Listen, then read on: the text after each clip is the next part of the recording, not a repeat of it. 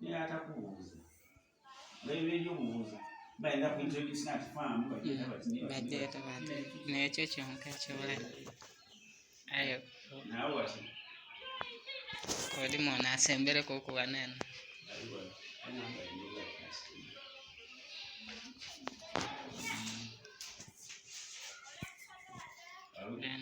I'm ready. Fine. And now what? Yeah? Okay. This farm is known as Wasule Memorial Farm. It's in memory of our late father, the late Wasule James. He was the teacher, just like many of us in the family. So we started the farm at a small school in his name and in his memory. Currently, this farm we basically manage it with my wife, Mr BAKASWIREWA. For the last 7 years we have been here at home in the village to manage the farm. It was not here, but we started and now we are running it. His idea was generally a school, but we have now integrated in the farm because there is a lot of land left behind for us, over 30 acres. So we are utilizing them that way.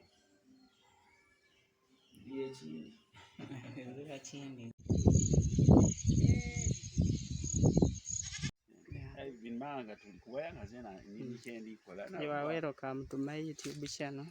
Okay. You are welcome. Why do you venture into this farming? Farming is a livelihood because we depend on farming for food and income. So that's why everybody should venture into farming. It's food and income basically. So far, how is the journey? No, so far the journey is good because farming gives you hope. Once you grow something, you expect it to grow and you harvest and you get food and then income. So the journey has been okay because now 2 years, 3 years since I ventured into farming. So the journey has been okay? Yeah, it was part of my plan into retirement because I'm a retired civil servant. Yeah, so as I was planning to retire, I looked at farming as an alternative that would occupy me for the rest of my life in retirement. Okay, before farming, first tell us your life before farming. Of course, while growing up, our parents used to encourage us to do agriculture at home because basically my father and mother were teachers, but of course, rural teachers with a little income, they would still depend on farming to support their family in terms of food and income. So we grew up farming. Luckily enough, they gave us fees. We went to school because I studied up to university. I studied the education, so I became a teacher after graduation. And I've been teaching for the last 30 years until retirement. So after retirement, you decided to join farming. Of course, as I was teaching, I also supplemented my income with farming, just like my parents did. So towards the retirement, I put more effort into farming because now I had spare time. I no longer went to work. I now stayed at home, so I had a lot of time to do farming. So in the last 3 years, I've been doing this. So growing bananas for food and money, cassava, groundnuts, maize, and then animal farming. So far here you have bananas? Yeah, I have about 2 acres of bananas. Then cassava, just harvested 4.5 acres of cassava. Right now I have 2 acres of groundnuts, intercropped with maize. Then I have a piggery and then goats. Several. Basically that. So far, our these bananas, how are they planted? The caring. The best thing is to dig a hole. The hole is normally, we advise to make a big hole of about 3 feet in width. It is a square hole. then 2 feet deep. Then you get a good sucker from a mother plant, a sucker like this one. You uproot it and then you put in a new hole like this one. This young seedling of the banana is called a sucker. Yes. So you dig it out of the mother plant and then you put it in a new hole of that depth. And if you want to do well, if you want the bananas to do well, you can put farmyard manure from the animals, from the piggery.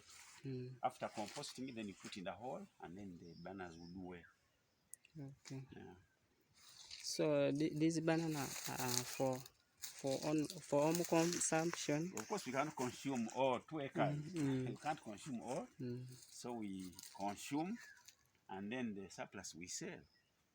You can tour around, you can have a walk around.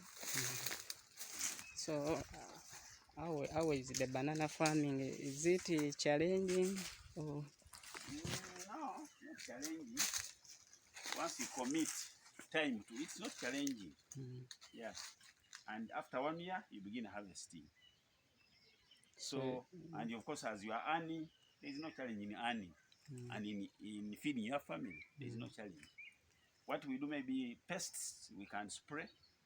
Like there are some time I switch, destroy the plant, they enter inside. There are some chemicals we use for spraying. To spray the banana? Yeah, down the soil, down here. In Indonesia, we call them kabasa. These ones, they enter into the stem and they destroy the banana. So it doesn't do well. But we spray with chemicals. Otherwise, alternative, sometimes we use the urine, human urine, mixed with ash and then pepper, hot pepper. You leave it to ferment for about 2 weeks. A good what? Insecticide for killing those pests. Termite. Yeah. Okay. It's good for that, yeah. So here, at this average, a banana can sell at 15,000, 20 if it is big. Depending on the size. Depending on the size, yeah. So that's what we do. So, there is no other challenges in banana farming. No, here in our village, no, but in other places, maybe theft. People come and steal the mature fruit and sell, so making a loss for the farmer. But here, we will not got those challenges of theft. And we have also tried to put some security, have some dogs. We have security lights outside. Sometimes we also do patrolling at night. Yeah, once in a while. Okay. So as to boost the security of the farm. Then how will you encourage the youth to join agriculture? Of course, I will encourage them by showing them practically, because the youth want to see the results of farming. Just talking to them does not convince them. They want to see you are selling a piglet at so much, you are selling bananas at so much. They see you doing well, progressing, then they will copy. In fact, if you came earlier in the day, there is a young man who has just picked cassava stems from me. I gave him free a sack to go and plant. Because he asked me, how we are doing well. I said, yes, you need to emulate us so that you have food at home and then some little money rather than gambling around. You need to do farming. So the youth are only taught by demonstration. Otherwise, if you just talk, if they not see the results, they will not take what you are telling them. That's why long ago, the colonial governments were successful. They had demonstration farms where you could go and see. They see things being done practically. So they would cooperate. Yes. You see a good piglet, you see a good cow, you see a good goat on a farm somewhere, and then you copy and go and they practice it. But if you just talk to the youth, somehow they will not learn. They want to learn by seeing you doing and also succeeding. So, I have employed some few youths here, and I try to teach them. Yes, I have some youths who are employed on the farm, about 2 or 3.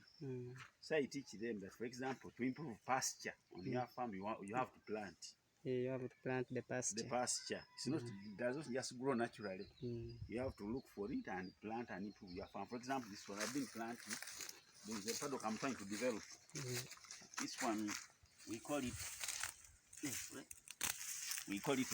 cons, but in, I think they call it panica maximum. In English. In English, here, an agricultural name. It's good for goats. So you just pull it out like this, and then you plant. This is a plant. It will regenerate. This one is a plant. This one is a plant. So if you plant it on your farm, it will improve the pasture. Goats will have what to eat. Yes. Yes. So you teach them that these things don't just grow. You need to plant them and improve your farm by planting them. These ones. So here they are a weed in the banana plantation, but in the goat farm, it is pasture for feeding the goats. Yes, this one. They are here in plenty. So I was showing one of the youth how to plant this, improve pastures on the farm. So these are small things we do here, small, but they can have a big impact on somebody's life. Yes, somebody will have a goat, but how will I feed my goat? And I have a small land. I have small land, but things are there to do. Goats eat these ones, so you cut off the excess. You can feed them. Leaves. You can feed with the goats. Yes. Okay. So there's a lot once you sit down and plan. Maybe I will take you to the farm, animal farm. And another thing, when is the time to start farming? Anytime. There's no time. I even believe I started late to concentrate on the farm. If I had done this earlier, maybe I would be far. There is no time, anytime. Even when I at school as a student, come back home and start small. Right now I'm teaching my child, 10 years. He has his own rabbits. I've also a small pen for him to begin looking after those rabbits so that he develops the idea of farming. Right from childhood, yes. You look after those animals. Those rabbits can be like pets, but eventually it is a big business. Some people have thousands of rabbits, and it's a big business. Hotels want them. You can even export the meat. You can make sausages out of them. So it looks small, but something somebody can develop into a big project. Yeah. So anytime we need it. So it is anytime. Yeah. It is the earlier the better. The earlier you begin, the better, because when you start eating, because we eat every day. When you start as soon as you are born, you begin requiring milk. So once you have the energy, begin immediately think about farming. Because food, there is no time for food. Every time you need to eat. So farming should be everybody's preoccupation. Otherwise, if ever the youth runs away from the village, go to town, who will cultivate, who will feed the world? Because you find youth going to town, buying border straight around, leaving the old people at home to do the farm. Yeah, farming has been difficult for the old people. Yes, which is not sustainable. It's not good to leave old people into farming. Even the youth should come into farming because that's how they make it sustainable. Yes, these are people who are growing. They should love it. They teach their children so that it becomes a full cycle of farmers. In fact, everybody should be a farmer, even those who live in town. There is urban farming. Urban farming. Yes, you can grow crops in bags. In sacks, bags. These discarded bags, you put soil, you grow crop. Vegetables, why should you buy vegetables? Even in a small compound, and grow vegetables like dodo, skuma wiki, spinach, cabbage. Those can grow. In fact, I'm trying to develop an idea because I have a home in town. I want to buy used tires, put soil, and then plant their vegetables. So that my home in town does not buy. Does not buy vegetables. It hurts me to buy vegetables. Which you can grow even. Which I can grow even on the veranda. Yes. Yams. You can grow yams as a decoration in the home. Get a sack, put there soil, get a stem of yam, put it there, then you climb around the posts of the house. It becomes like a decorative plant, but it's food down. It is a food. Yeah, it's a food down in there. So people don't just have the ideas of farming is a punishment. They think, they used to punish us, especially we as the youth. We think that farming. It's enjoy once you have the passion for it. It's enjoyable. You enjoy looking at your crops doing well. People will bring you the money. if you see that cassava plantation they have just harvested, and I've earned about 3 million shillings from it. From this cassava? Yes, I've been selling cassava. So people are taking the market. And then even locally here, my wife has been making chips, cassava chips, frying cassava chips. So school children here come and buy it. They have been enjoying cassava chips more than even bread. Yes. Because we put a little bit of oil in it, and then some spices, and then shells. So it's what I get now. We plowed it. I'm about to plant again. My work just let me down to that, they will be planting. They will be planting. Yeah, next week. They will be here. Because those are the stems we use for planting. This one? Yeah, those are the stems. You cut a small piece and then you bury it into the soil. After 8 months, you have a big tube of cassava. Cassava takes 8 months. Yeah, this particular variety takes 8 months. But those traditional varieties will take even a year. Sometimes even more than a year. But these modern types mature quickly. Because there's no time to wait. People want to food. People want to eat. Yeah, so they are trying to develop quick maturing varieties of everything. Beans, for example, these groundnuts. 90 days I will be harvesting the groundnuts. This one? 90 days, yes. Right now they are 30 days old. Have another 60 days to harvest. So you are going to get your money immediately? My money from these 2 acres, I expect about 10 shelled groundnuts, 10 sacks, over 100 kilos, 1,000 kilos from here. And right now we have been buying a kilo at 7,000 shillings, a kilo of groundnuts. So if I get 10 bags, that's 1,000 kilos times 7,000. How much you help me to calculate? That's a lot of money. That is some good money. Just help me to calculate. Yes, for just 2 acres. And then there is also maize intercropped. We also expect to get some good yield, about 5 sacks of maize from me. Or even because we did a lot of spacing, how the groundnuts do well. We spaced. So farming is 5 bags. So farming is possible. Farming is possible. The only challenge we have right now in our rural areas is now land. As the population grows, the land becomes smaller because you share. Families share portions of land. So to do such big agriculture is not easy. And for us, we praise our parents because they were teachers, but they acquired land which we are now using.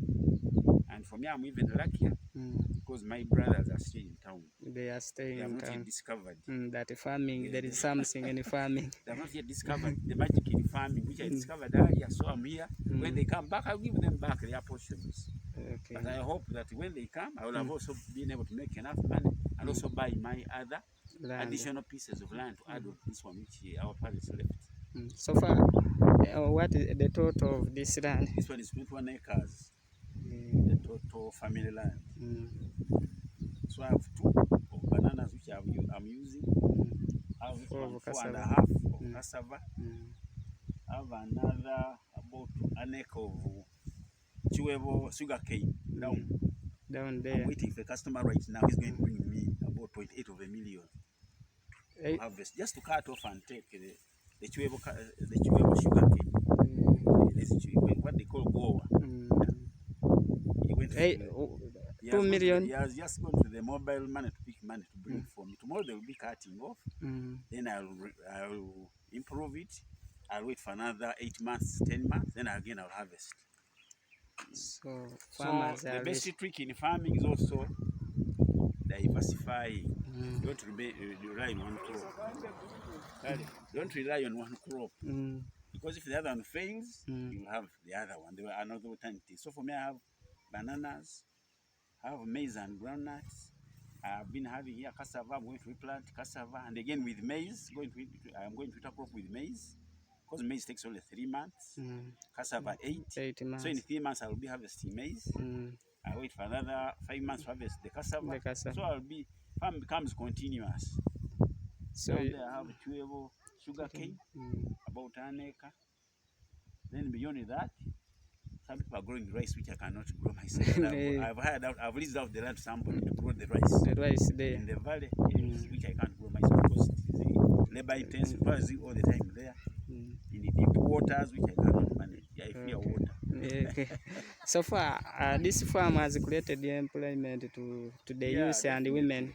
Many people. You see, when this one he wants transportation. You are transporting your cassava, stems, your cassava.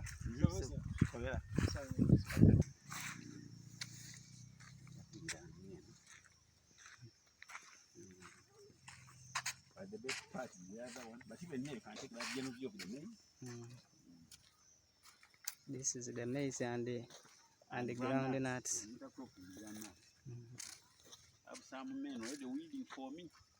I have a family, man and wife. They are all weeding this one. We talked about employment. So the farm. Some other people are cutting the cassava stems for planting tomorrow. They are preparing the stems. They are the family, social family. So the farm has created the employment to the community. Full time I have about 2, but on part time I can hire about 10 people. So far, what is the future of the farm? So the future is bright because my plan, I want to encourage my grandchildren, because my sons have started producing, to come and stay with me on the farm so that they can sustain it after us, after me. Yes. Okay. Because the future is bright. Because maize, you can even bring a small scale industry to add value. You grind it into flour and you sell. You pack and sell. So you can make life here. Even internationalized, because we have electricity, TVs here, computers you can bring at home, so that you can get connected to anything, to any market, anywhere. So I don't see why somebody should stay in town in a small box, in a small cubicle. There's free land here. In a small cubicle. So here you use hydroelectricity, not solar. Hydroelectricity. We are connected to the grid. Okay. The national grid. Even here in my home, I have a refrigerator. I don't yearn for cold drinks.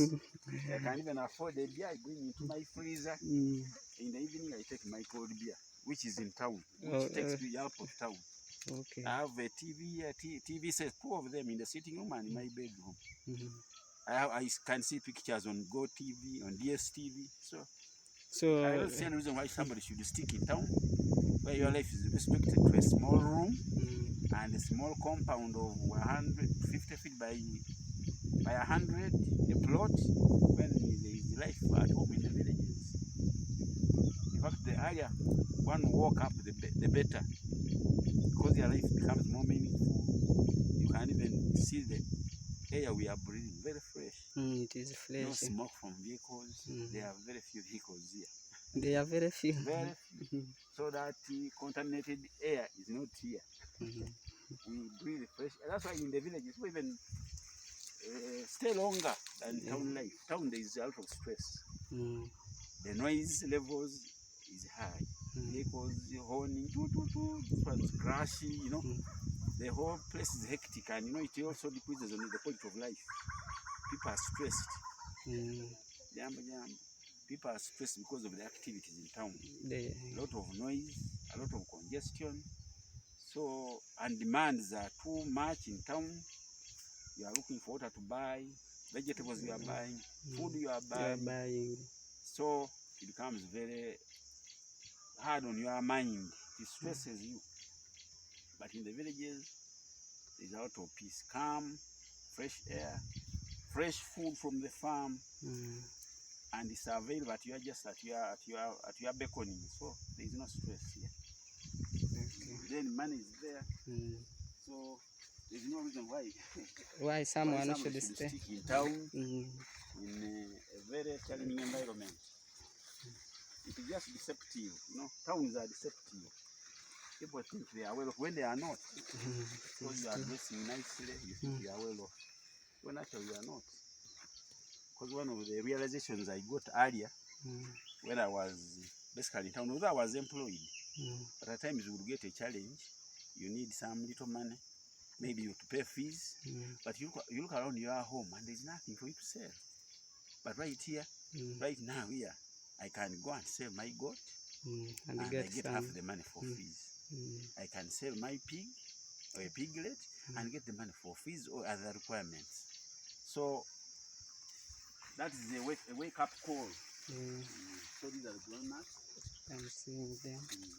So how these groundnut are planted, and what is the variety? This variety, how do we call it? I really cannot tell you the variety because some of them we know them in Ghana. This one is red in color, commercial red. Is red in color, and the yield is quite good. Sometimes the pod has 2 seeds, 3 seeds. Yes, so it is a good variety. Right now, it is flowering. It is flowering. It has been here for 30 days and has begun flowering. And they expect to mature, full maturity at 90 days. 90 days. So I have another 60 days to wait to harvest. And so, this one is for commercial and even for domestic. It is a good snack, groundnuts. Snack for tea, and then sometimes even the paste for stew. You pound in a mortar. And you have your soup. For your it goes well with matoke, bananas, potatoes. Very nice. This one. If you go beyond that, they make peanut butter out of it. Butter. From this groundnut. Yes, and you can even smear it on bread. So they are very good. Yeah. Bread, then even oil. Oil industry in some countries they use it for oil.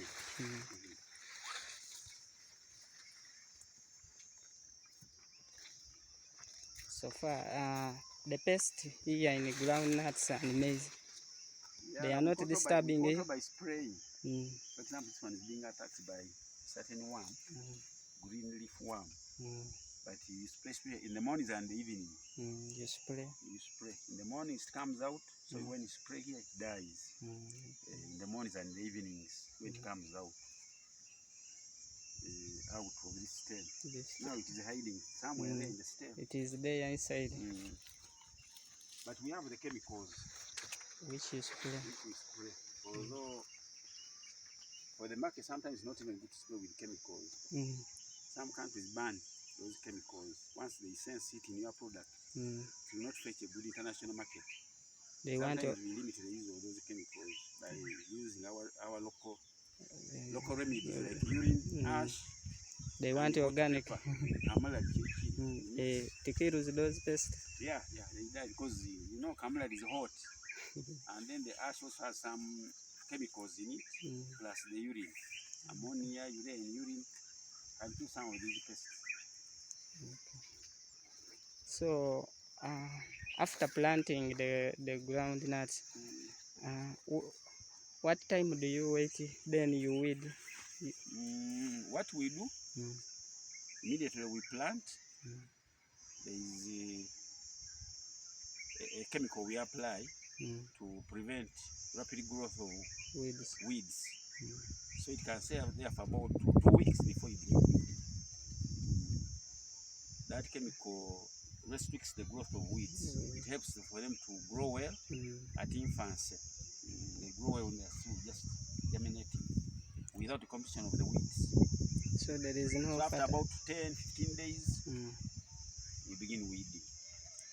Okay. No fertilizer application. Fertilizer, if the soil is not good, you apply fertilizer. You apply. But this soil here is not bad. It's still virgin soil. It has not been overworked. Okay. I'm seeing it, even the maize.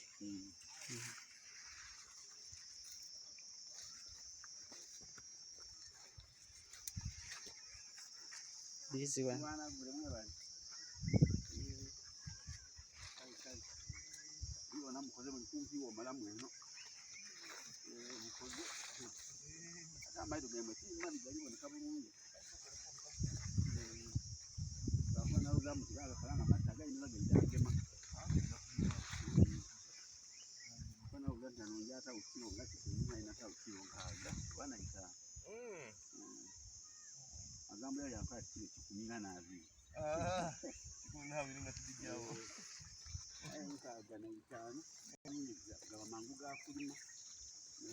Mulaini.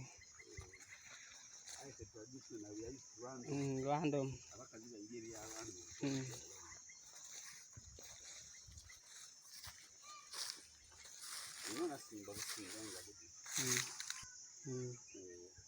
These are elephant. Elephant grass. So yesterday, I've been trying to improve this small paddock for my goats by planting these grasses here. They are just newly planted. Where you see patches of bare soil, I plant. So that the whole thing is covered. There's a grass. Just you can see those poles. That's also fodder for the goats. Yeah, this one. Once it regenerates, I'll just be cutting off the branches and throwing it to the paddock for the goats to eat. It won't take long. This one I planted last season. The other one. This one here. So I hope that with the time, goats will have enough to eat here. To eat. I plan to have about 100, which I can manage. The goats? Yeah, 100 goats. They are about 100. That's what I hope to have. Right now I have about 30. 30. I can manage 100 very well. Yeah. Because actually that maybe even after 2-3 months, you will be planting some 30% will be producing of the 100. So when 30% produce, I sell off the mature 30%, remain with my 100. Yes. So it goes on like that. Even after 3 months, I will be selling off 30. And maintain my number of 100. Of 100, which you can manage. Which I can manage, yeah. So you planted it the other season. These ones the goats can eat. Okay. So it is providing a fence as well as a small paddock. But with the time, those ones will be fodder for the goats. Okay. After they germinate. That's why I'm putting all of them around the so that I don't have shortage of grass. Yeah. So you are using one stone. Yeah. Kill many birds. You can see that the plants we planted. The other season I planted these. So I'm filling up the spaces. These spaces you see. I put it like this and cover with soil. With the time, you get good grass for the goats. In fact, I tried these holes the other day. I was just waiting for this. The Jomicons. So that's a close with between we put in effort. Nowadays, these are the ones who are the new ones. This small paddock here where goats can come and go. The same you get from the old ones. Bring them here. You go on expanding the farm. Yeah, the farm, the pasture. So far, how is the market for your goods? Just a phone call away. Just a phone call. I have buyers for cassava. I have their phone calls. Once it's ready, I just tell them it's ready. They come. So the market is available. I have people operating butchers. Just when you go, I have something to sell. They'll just come. Where there is food, you can't go wrong. People are eating every day. They are eating every day. So it's just a matter of telling them that I'm ready with this and that, and they'll come. The bananas, they always keep coming every other time. For these small restaurants, they depend on my farm for bananas, cassava, potatoes. Yeah. Okay. They come here. So how will we increase the food in the country or in the world? By encouraging everybody to work. People think others should work for them. You stay in town on the verandas counting the number of vehicles when you're not doing anything and you think who is going to feed you. Let people come down to work. Find any small space where you can grow food and work. Grow it. Like in China, like in India. Many people are getting involved in agriculture. Don't leave agriculture to the old and the women. When the energetic youths are just wasting time in politics. In football, Arsenal versus Manchester. That kind of thing. It doesn't bring bread to your table. Doesn't bring bread. This is the big Part of the little money I got as gratuity from my your pension teaching service. Instead of buying a car, I said, let me build this permanent car here. It's going to generate money for me. This In terms one. of the piggery. So I put here about 7 million in constructing this pig. This one. Yes, this big style. I wanted it modern because I knew I was getting old. I will not have energy to keep repairing a bad big style. I said, let me build it in a permanent form so that I don't have very many repairs to do with the time. So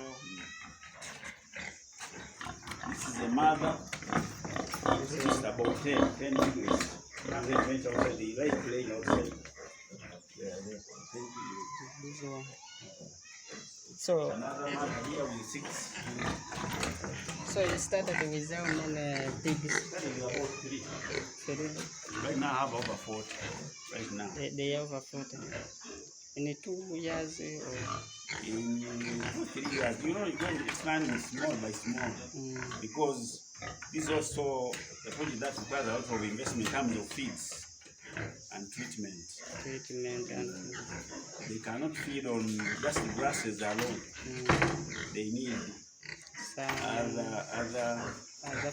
other feeds like maize bran, fish meal, mix with the fish meal. So it's another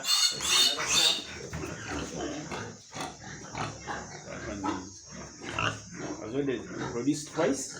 This one is expecting some more.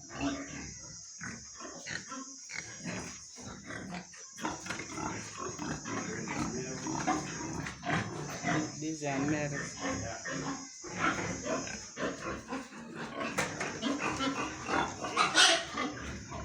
That's the male of the crown. That's young. I sold the father not long ago. So I kept this one. The father was going so big. Yeah, so I said, let me remain with the son. I sold the father about 600,000. It was bigger than that. This is another mother. This one is always about 2-3 weeks to go to produce. Yeah.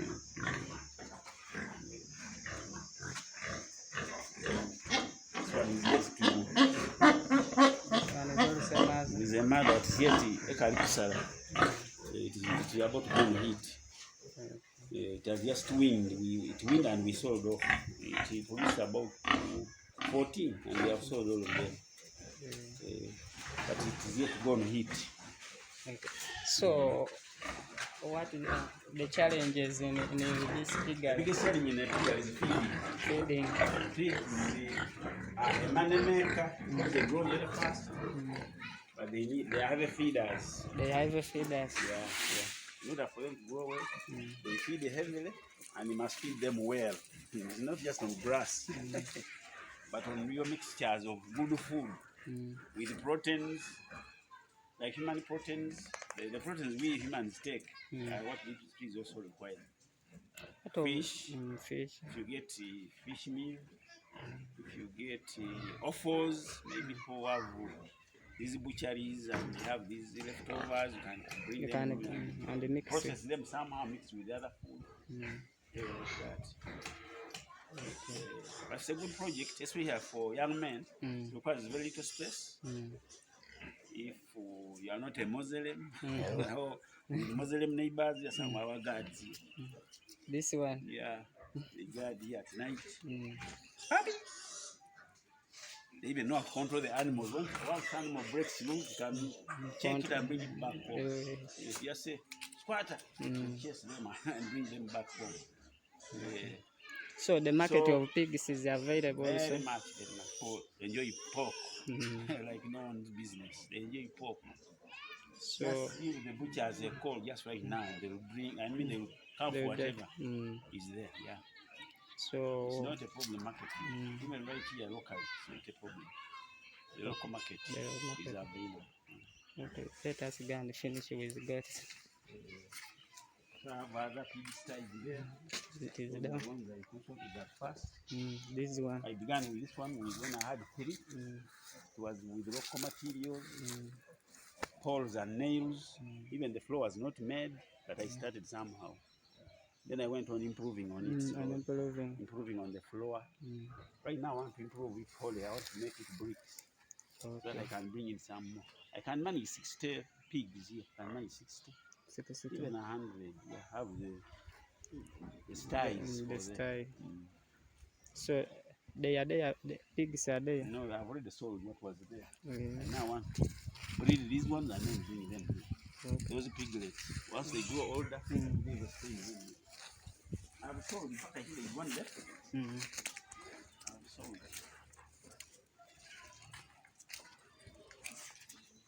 I started with that. This one. It had no floor. Just made the floor after some time. Because you don't begin with something big. Begin with something small.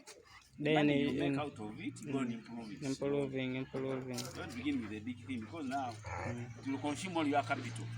So you begin with the capital. Some people even tether them outside under trees. These pigs. They can still survive. Get a rope, tether it under a tree, feed it from there. So if you want 10 piglets, sell the piglets, begin improving on the style. So not if we from the other way down, begin from down upwards, not upwards downwards. I've sold what was here. You sold it. I've sold now. I'm remaining only with one. I think one piglet left.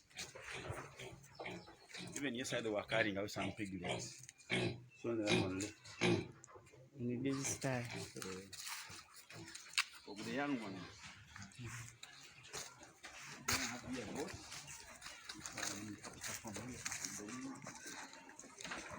These are say that what things which are permanent because this one I got for my gratuity as a teacher. So instead of buying a car, drive around, consuming fuel, and going to see useless friends. I said to construct this structure. That's going to keep me something I'm waiting even for the family. So how many got you started with? I have now 30.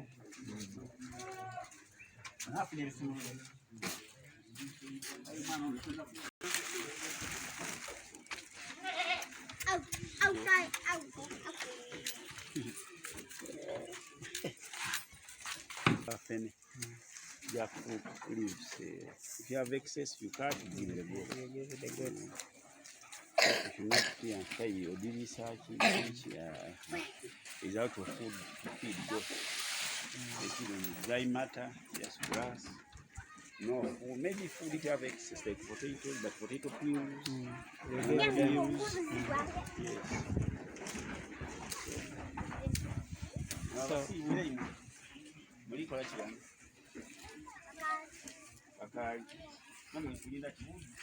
So any message? Any message? Any message? Any message? I want to encourage everybody to join farming, especially the youth, to make it sustainable. Because it's the youth we need to teach. Don't leave farming to old people, old women, old men, because these are already weak. So we need energetic young men to join farming because they're already energetic. And these are people who are going to plan for the future of the country, the future of the society.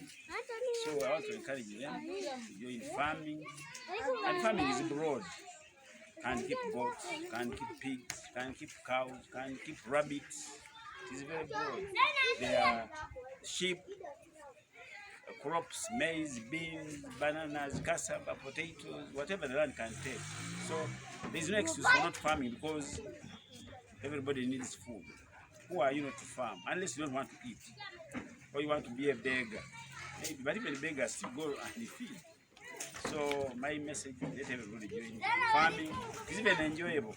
It's very enjoyable. Once you have a passion for it, in fact everybody should even develop a passion because food is life.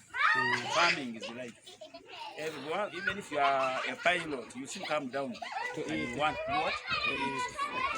Even a priest, pastors, even the president, who doesn't? Even the Pope, who doesn't eat? So everybody should join farming at whatever level. Urban people do small urban farming. Cages in your home. Cages for rabbits, boxes for vegetables, sacks for yams, anything. But it will still be lovely, and I know you'll enjoy it. Once you begin feeding and selling the excess, there is no reason why you can't love farming, just like I do. After teaching for 37 years, I've now come back home to the farm, and I'm enjoying it because every time I'm getting money. Even right now, I'm expecting somebody to bring me money here at home, over 1 million shillings, just one of the crops I'm growing. So, what more do you need from me apart from that?